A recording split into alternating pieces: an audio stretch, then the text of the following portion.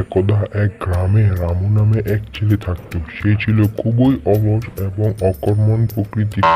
সারাদিন সে শুধু ঘুমিয়ে থাকতো। ঘুমানো ছিল তার একটি অনেক বড় নেশা। তার মা সবসময় তাকে নিয়ে অনেক চিন্তিত থাকতো, কিন্তু সে তাতে কোনো গুরুত্ব না দিয়ে সে সারাদিন শুধু শুয়ে থাকতো এবং সময় শেষ করতো। এমনকি সে টাকা চুরি করতেও কোনো দ্বিধাবোধ করতো না। দেখছিস কারবারটা, সারাদিন সে শুধু ঘুমিয়েই থাকে। এই বয়সে বাবাকে একটু সাহায্য সহযোগিতা করবে, কিন্তু তা না, সে শুধু ঘুমিয়েই থাকে।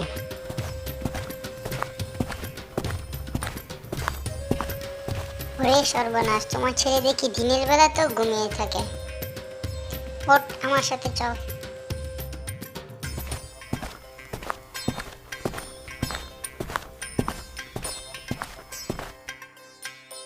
এভাবে তার ছেলেকে জোরপূর্বক কাজে যেতে হলো।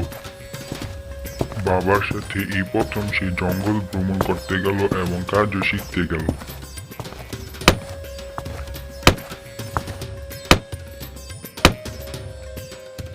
কাজ শেষে তারা দুজনই একসাথে বাড়ি ফিরছিল। তার বাবার হাতে ছিল এক বড় লাকড়ির বোঝা।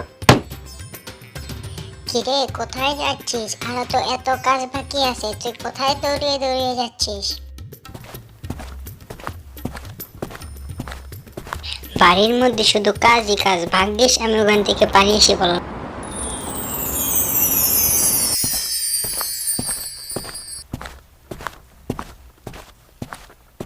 লাড্ডুগুলো তো দেখতে খুব ভারী সুন্দর লাগছে, দেখি একটা লাড্ডু চুরি করতে পারি নাকি। ধর শালা বেটাকে ধর, আমার লাড্ডু নিয়ে পালিয়ে যাচ্ছিস, কত বড় সাহস তোর, তোকে আজকে আমি দেখে নেব। কত বড় করে যেমন লাড্ডু খাবি, নিয়ে খা, লাড্ডু খা, ইচ্ছে মতো খা।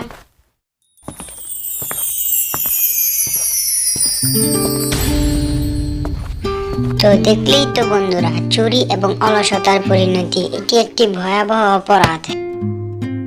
ভিডিও যদি ভালো লেগে থাকে তাহলে অবশ্যই লাইক এবং সাবস্ক্রাইব করে যাবেন এবং নিজেদের মতামত কমেন্ট বক্সে দিয়ে যাবেন। ধন্যবাদ।